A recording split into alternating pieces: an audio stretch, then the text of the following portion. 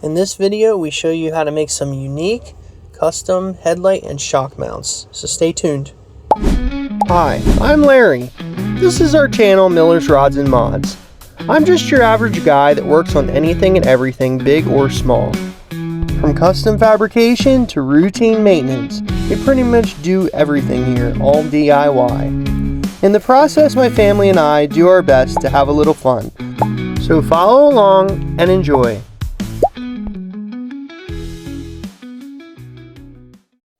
Okay, in this video, we're just going to do demonstration. I'm not going to go through the entire process exactly.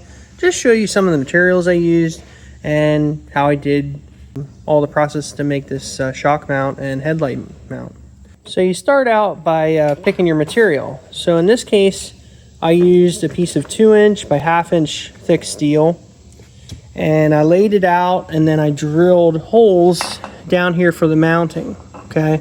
And how I got that was from they made it real simple. We used the old shock mounts. We put this up against here, basically at the bottom of the piece. So we used it right there. And then we cut it to length down there, of course. And then we just marked our holes and drilled them. So that was where we started.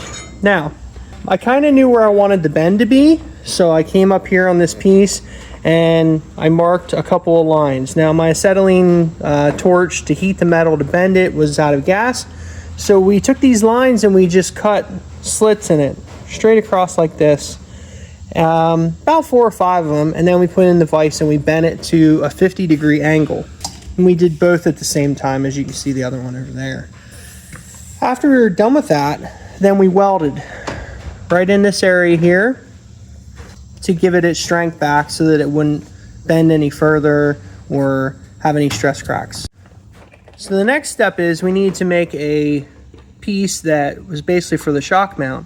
So what we did is we found a piece of 2" tubing like this and we milled the center out here. So it was basically a C-channel. And then we welded that on the outside.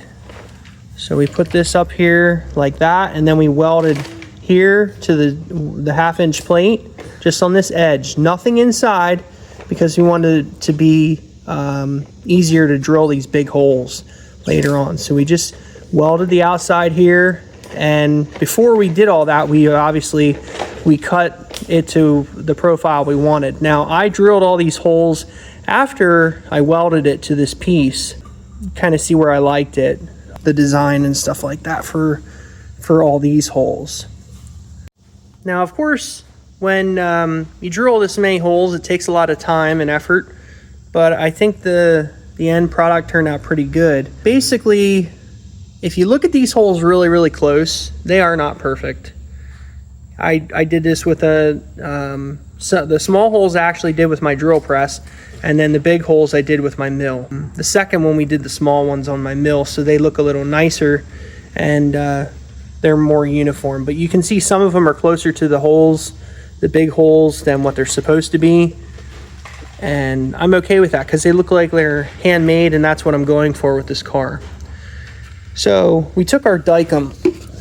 It's a layout fluid, but that's the name, the brand name is Dykem. And we laid it all over this piece right here.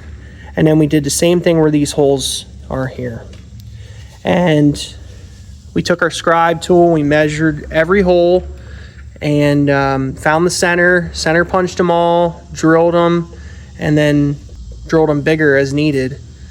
So we were originally going to make this kind of look like a diamond in here, so it was going to come to a point, but I think the material would have been too thin. So I rounded it off really nicely after all that was done, and I'm really pleased with the results.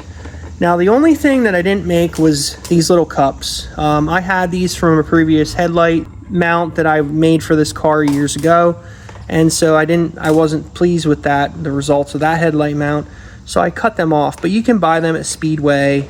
I think they're like $4 or $5 a pair, but that's the only thing I didn't hand fabricate. But I put them on here, I welded, I cut this at a 50-degree angle to match this angle. So you have this angle coming up here, and then it's 50 degrees. So in order to make this square or flat level, we cut this again at 50 degrees. Basically all you had to do was get a straight edge on this, bring it out, and then go up, and it would mark the line, so you could, you'd cut it at an angle like this. And then I just welded that in place, ground all the welds smooth, and polished it. Now on the inside, with this tubing in here, I did cut away. You can see there's like a little, see if I can get my finger out of the way, there's a little lip in there, and that is from the original square tubing that this used to be. I did cut that out for weight. Now I originally started with this, I think they were 4 pounds a piece. They're pretty heavy, and by the time we were done, they were under a pound. So drilling all the holes obviously saves some weight, but it also looks cool. Yeah, I mean, it's not a very good long form video, but hopefully you guys like these short ones. It kind of explains and demonstrates some of the other stuff. I will drop the pictures in this to help out as well. Well, that's it for this one. Hopefully you guys enjoyed this little insight on how I made these shock mounts. I think they're really unique and neat looking. Hopefully this inspires you to do something like this for yourself. Thank you guys for all your support. Thank my wife for all her support. And yeah, we'll catch you on the next one.